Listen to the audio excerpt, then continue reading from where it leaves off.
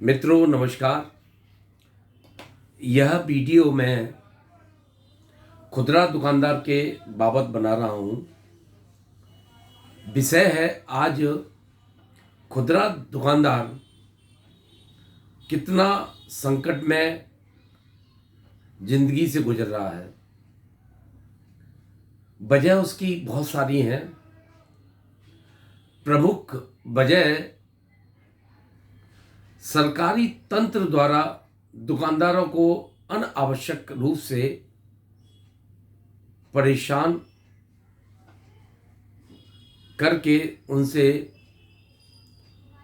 धन उगाही करना। सबसे पहले मैं दुकानदार की स्थिति के बारे में बताता हूं आपको। दुकानदार कौन बनता है? ग्रोसरी का दुकानदार, जनरल मर्चेंट का दुकानदार वह बनता है जो ज़्यादा पढ़ लिख नहीं पाता या उसके माता पिता शुरू से ही कोई दुकान खोले बैठे हों, उसको संभालने के लिए उसकी संतान आगे उस व्यापार को संभालती है। तब उस स्थिति में उस व्यक्ति को व्यापार अपना चलाने के लिए, आजीविका चलाने के लिए अपनी संतान का सहारा लेना पड़ता है। बच्चा थोड़ा बहुत पढ़ लिया कि वह अपनी दुकान पर बैठ के व्यापार कर सके, उसी संदर्भ में व्यापार आगे चलता जाता है। यानी यह हुआ कि वह व्यापारी का बच्चा जो आगे भविष्य में दुकान पर बैठेगा वह इतना योग्य तो हो जाता है कि वह सामान खरीद के बेच सकता है और पैसे वसूल कर सकता है, अपना घर का पालन पोषण कर सकता है, 2-4 10-20 अपने यहाँ कर्मचारी रख के उनको नौकरी दे सकता है। इतना तो करना वो सीख जाता है। अब बात यहाँ नहीं है।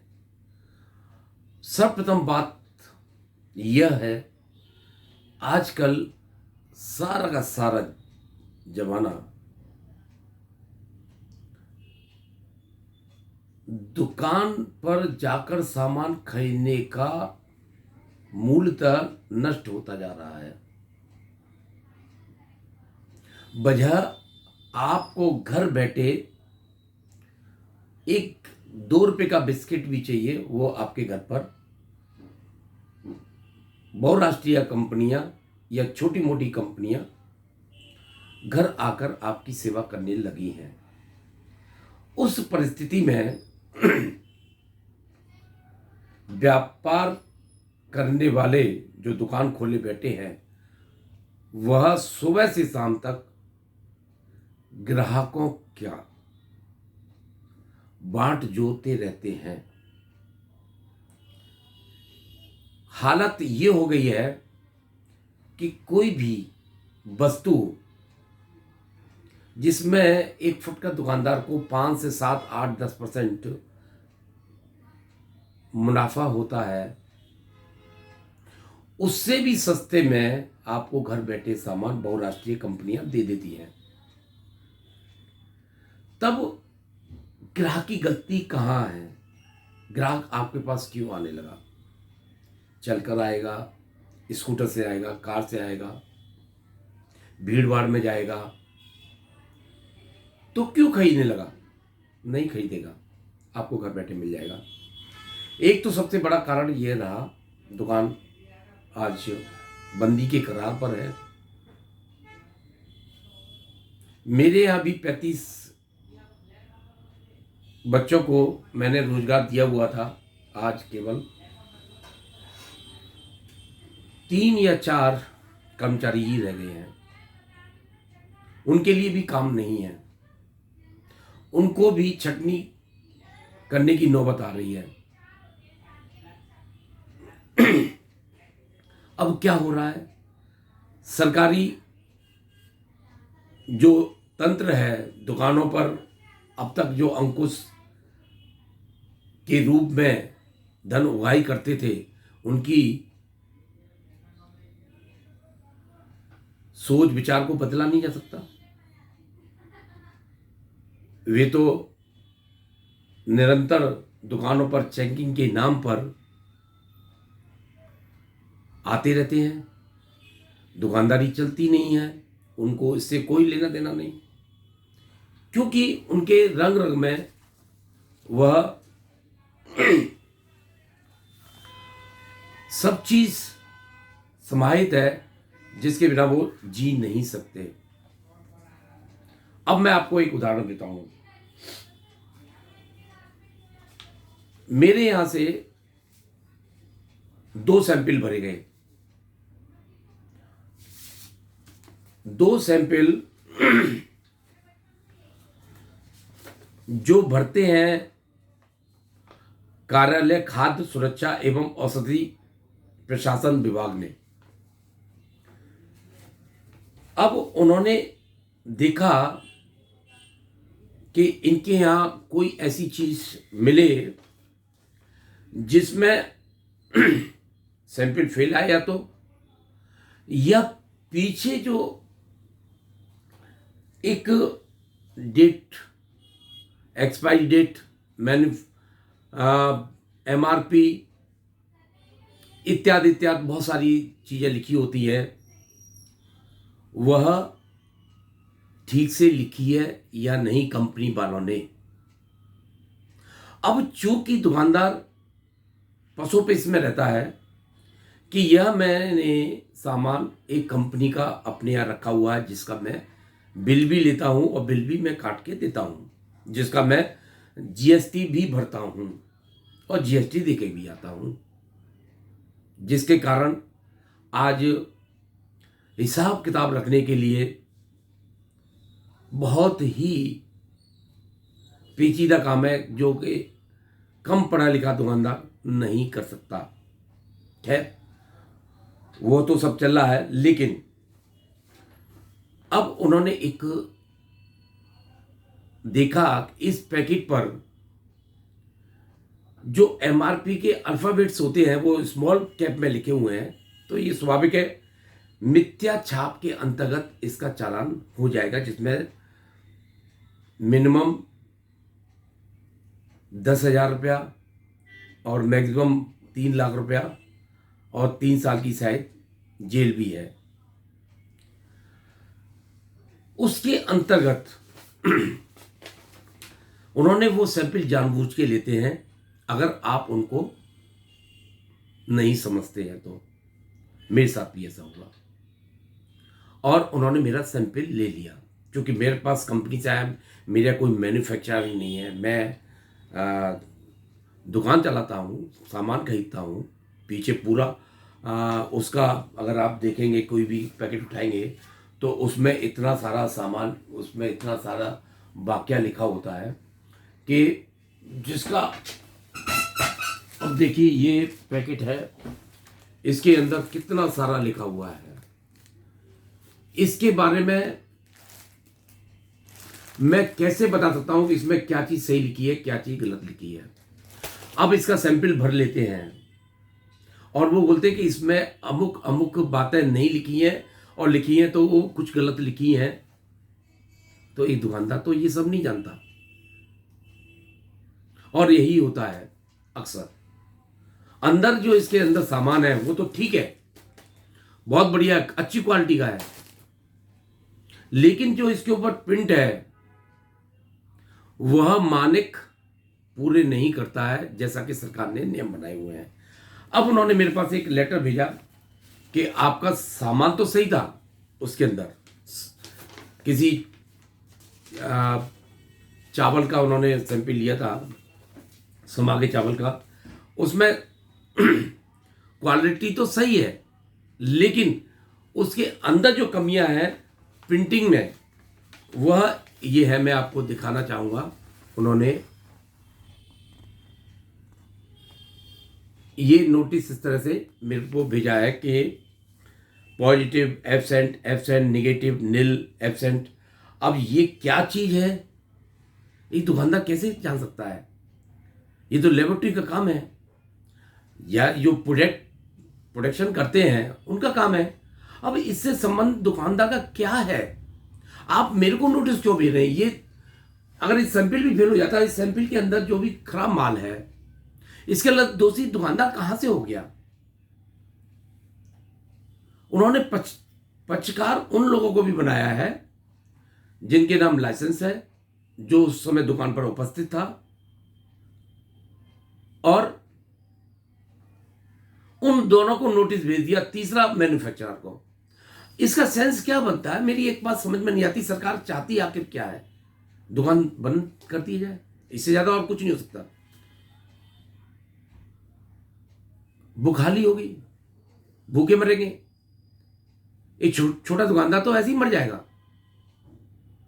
और देखिए, एक और बात देखिए, अगर आपका सैंपल सही हो जाता है और पीछे जो लिखा हुआ है मिथ्या छाप, जो ये नोटिस देते हैं, इसमें लिखते हैं ये कि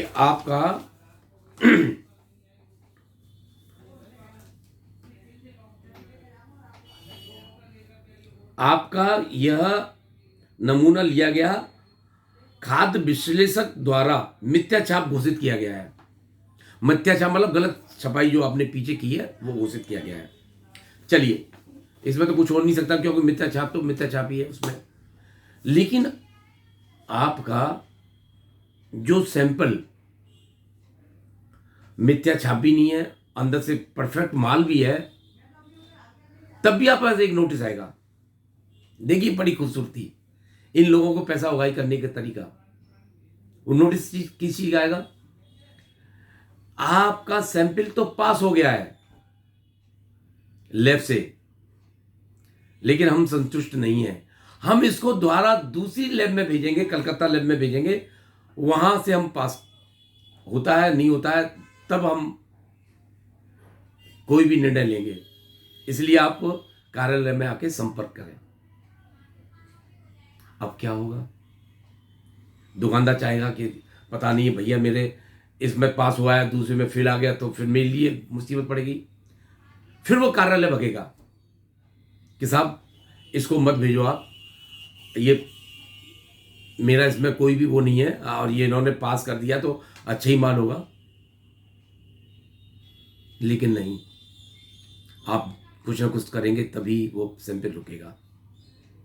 इस बात को 2 साल हो गई, मेरे पास एक लेटर आया था, 2 साल हो गई, आज भी मेरे पास सूचना आती है क्या करना है, भेजना है नहीं भेजना है। ये कौन सी सरकार क्या कर रही है? इतना बड़ा भ्रष्टाचार, इतना लूट, कोई ध्यान नहीं है।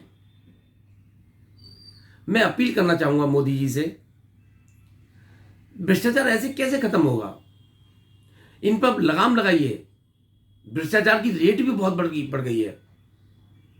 आप लगाम जब तक नहीं लगाएंगे कुछ नहीं होगा। दुकान तो बंद होती जाएंगी, नहीं खुल पाएंगी। ये ठीक है, मैं बंद कर दूंगा, और बेचारे दुकानदार।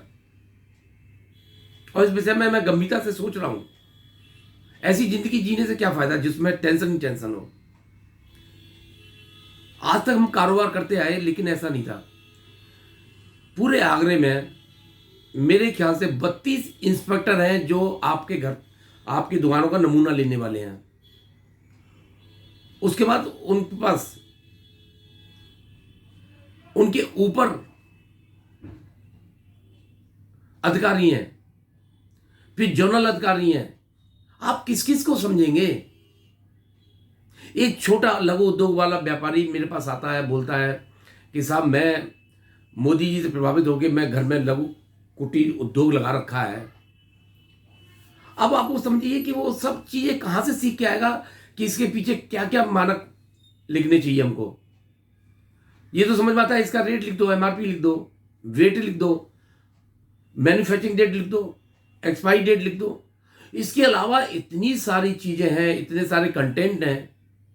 अब तो इस पैकेट के अंदर 5 पीस है, तो 5 पीस का रेट अलग लिखा जाएगा, 1 पीस का अलग रेट लिखा जाएगा। अरे एक पीस हम बेचे जब ना, वो तो पूरा पैकेट का पैकेट सील बंद है, तो पूरा पैकेट का रेट होना चाहिए। अब उसमें एक का बड़ी लड़ाइयाँ होती हैं। जो बिल्कुल ही अनपढ़ गंवार आ जाता है वो तो बोलता है कि साहब इसमें इतने पैसे लिखे हुए हैं। जब उसको समझाया जाता है कि भाई एक का भी पैसा लिखा है इसमें, ऐसे ही ग्रामों में हो गया है, 100 ग्राम का है तो 1 ग्राम का भी पैसा लिखना चाहिए। मेरे समझ में नहीं आ रहा ये जितना पेचीदा व्यापार एक फुटकर व्यापारियों के लिए बनाया जा रहा है, बहुत गंभीर है। और शायद इसकी वजह से हम लोग पिछड़ जाएं और रिटेलर बिल्कुल खत्म हो जाए। कब तक ये ऑनलाइन वाले रहेंगे पता नहीं है, कितना उनके अंदर कहाँ से वो लाते हैं माल जो बहुत सस्ता बेचते हैं, घरों पर डिलीवरी करते हैं। ऐसी स्थिति में व्यापार करना बड़ा मुश्किल काम है। दूसरा, आपके पास दुकानदारी तो है नहीं, लेकिन खर्चे फिक्स हैं। एक दुकान में घर के 5-7 लोग लगे हों और कर्मचारी भी हों और बिजली का मीटर भी भागता हो, ये फिक्स खर्चे कहाँ से आएंगे जब दुकानदारी नहीं होगी। ऊपर से सरकारी तंत्र, ये इतनी जटिल समस्या है, इनको सॉल्व करना बहुत जरूरी है। मेरा विनम्र निवेदन रहेगा, इस प्रकार के कानूनों को जिस प्रकार से आप इस समाज से, इस देश से भ्रष्टाचार खत्म करने की कोशिश कर रहे हैं, तो इसकी तरफ भी आपको ध्यान देना होगा। मेरा आज मैं बहुत पीड़ित अपने को महसूस कर रहा था, अंदर से बहुत व्यथा थी कि मैं इसके ऊपर एक वीडियो बनाऊं और आप तक पहुंचाऊं। तो मेरी पीड़ा यह है, इनकी शिकायत करने से भी कुछ नहीं होता है, सब मिले हुए हैं। मैं तो आपसे यही निवेदन करता हूं, जिस प्रकार से अपराधी पकड़े जाते हैं, यह योजना बनाते हुए कि आज वहाँ अपराध करना है तो हमारी इंटेलिजेंस उनको ढूंढ लेती है, इस प्रकार से इन अपराधियों को भी पकड़ के जेल में बंद करे, तभी अपराध बंद होगा और इनकी कमाई हुए धन पर अंकुश लगा के समाज का कल्याण करें। बस मेरा यही आपसे निवेदन है। धन्यवाद।